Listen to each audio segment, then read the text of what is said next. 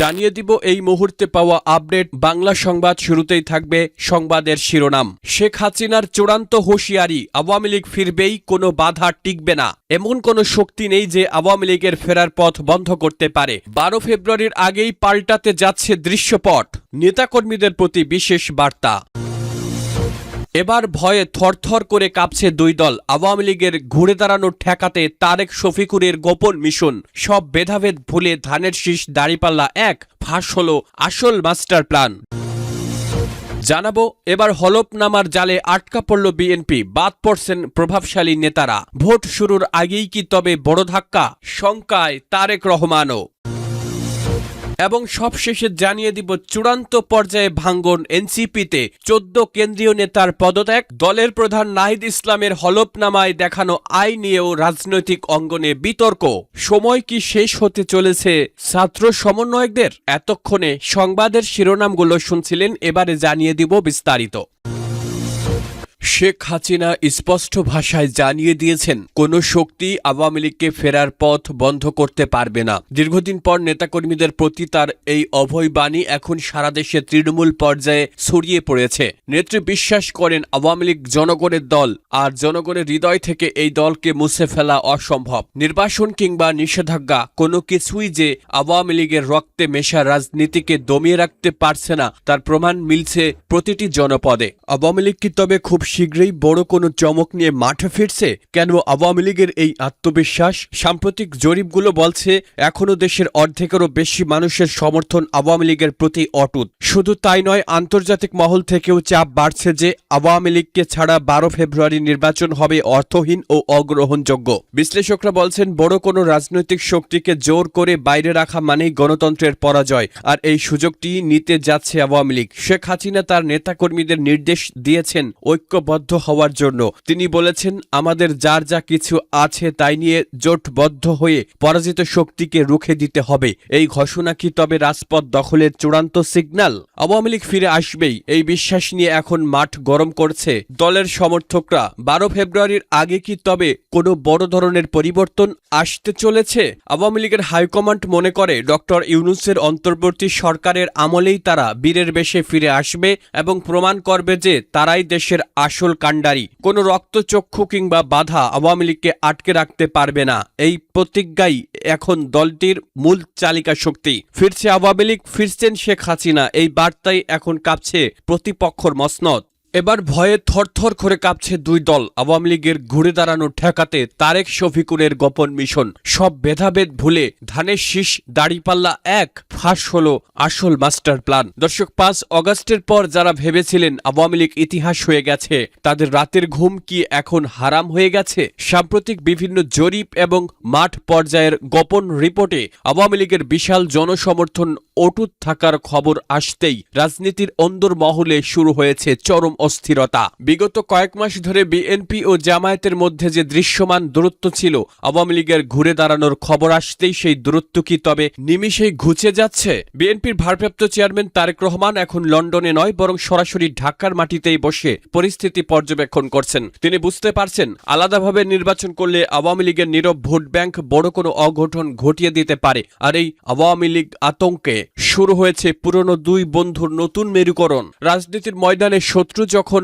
শক্তিশালী হয়ে ওঠে, তখন পুরনো বিরোধীরা বন্ধু হয়ে যায়। ঠিক তেমনই চিত্র দেখা যাচ্ছে বাংলাদেশের রাজনীতিতে। বিএনপি ও জামায়াতের মধ্যে হাজারো আদর্শিক বিরোধ থাকলেও এখন তাদের অভিন্ন লক্ষ্য একটাই, যে কোনো মূল্যে আওয়ামী লীগকে রুখে দেওয়া। তারেক রহমান দেশে ফেরার পর থেকে গুলশান কার্যালয় এখন রাজনৈতিক তৎপরতার কেন্দ্রবিন্দু। 1 জানুয়ারি সেখানে জামায়াত আমিরের সাথে তার দীর্ঘ আলোচনা কি তবে সেই এক হওয়ার চূড়ান্ত সংকেত? আওয়ামী লীগকে রুখতে কি তবে রাজপথ এবং ভোটের মাঠ উভয় জায়গাতেই ধানের শীষ আর দাঁড়িপাল্লা এক হয়ে কাজ করার অঙ্গীকার করেছে? ডাক্তার শফিকুর রহমান নিজেই জানিয়েছেন, দেশের স্বার্থে তারা আগেও এক ছিলেন, আগামীতেও থাকবেন। যার সহজ মানে হলো আওয়ামী লীগ ঠেকানোর মিশনে তারা এখন একটা। কিন্তু প্রশ্ন হলো, এই ঐক্য কি আওয়ামী লীগকে দমাতে পারবে, নাকি বিএনপি জামায়াতের এই আওয়ামী ভীতি প্রমাণ করে দিচ্ছে যে আওয়ামী লীগ এখনো দেশের সবচেয়ে বড় রাজনৈতিক শক্তি? আওয়ামী লীগের হাইকমান্ড ইতিমধ্যেই ঘোষণা করেছে তাদের রুখতে যে জোটই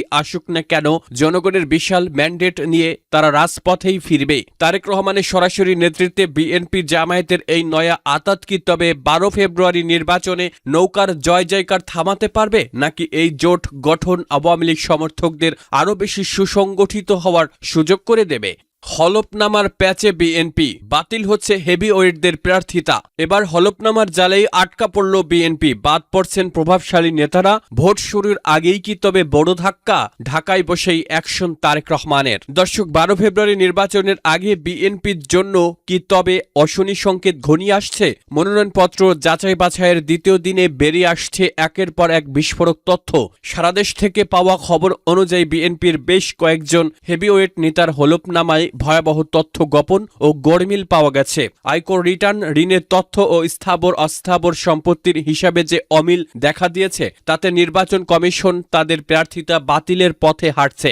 ইতিমধ্যে কক্সবাজার, টাঙ্গাইল ও ময়মনসিংহে বিএনপির বেশ কয়েকজন নেতার মনোনয়নপত্র বাতিল হয়েছে। মাঠের লড়াইয়ে নামার আগেই কি তবে আইনি লড়াইয়ে বড় ধাক্কা খেতে যাচ্ছে বিএনপি? কারা সেই প্রভাবশালী নেতা যাদের আসন এখন শূন্য হওয়ার পথে? নেতাদের প্রার্থিতা বাতিলের এই খবরে খোদ রাজধানী ঢাকায় বসে চরম শঙ্কিত হয়ে পড়েছেন বিএনপির ভারপ্রাপ্ত চেয়ারম্যান তারেক রহমান। 17 বছরের নির্বাচন শেষে দেশে ফেরার পর তিনি এখন সরাসরি প্রতিটি আসনের তদারকি করছেন। বিশ্বস্ত সূত্রে পাওয়া খবর, তারেক রহমান ইতিমধ্যে গুলশান কার্যালয়ে দলের শীর্ষ নীতি নির্ধারকদের সাথে জরুরি বৈঠক করেছেন। তিনি ক্ষোভ প্রকাশ করে জানতে চেয়েছেন কেন হলফনামার মতো গুরুত্বপূর্ণ বিষয় এত বড় ভুল হলো। দলের প্রভাবশালী নেতারা যদি শুরুতেই আইনি মার প্যাচে বাদ পড়ে যান তবে নির্বাচনে এর প্রভাব সামলানো কঠিন হবে। তারেক রহমান কি পারবেন এই আইনি জটিলতা কাটিয়ে তার সেনাপতিদের ভোটের মাঠে টিকিয়ে রাখতে? যদি বিএনপির এই হেভিওয়েট নেতারা শেষ পর্যন্ত নির্বাচন থেকে ছিটকে পড়েন তবে ভোটের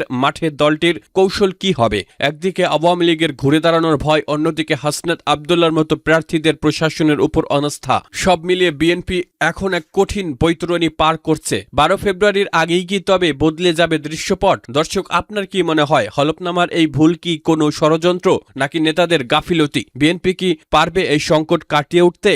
চূড়ান্ত পর্যায়ে এনসিপির ভাঙ্গন, 14 কেন্দ্রীয় নেতার পদত্যাগ। রাজনৈতিকভাবে বেশ চাপের মধ্যে পড়েছে নবগঠিত রাজনৈতিক দল জাতীয় নাগরিক পার্টি। প্রথম ঘটনাটি ঘটে জামায়াত ইসলামীর সঙ্গে ঐক্য গঠনের মধ্য দিয়ে। ওই ঘটনার সূত্র ধরে এনসিপির কেন্দ্রীয় শীর্ষ নেতারা পদত্যাগ শুরু করেন। বর্তমানে এ পদত্যাগের সংখ্যা বাড়তে বাড়তে এমন পর্যায়ে গেছে কেন্দ্রীয় সহ সারা দেশের এনসিপির পরিচিত মুখগুলোর প্রায় অধিকাংশ নেতাই পদত্যাগ করেছেন। এছাড়া দলের প্রধান নাহিদ ইসলামের হলফনামায় দেখানো আয় নিয়েও রাজনৈতিক অঙ্গনে বিতর্ক শুরু হয়েছে।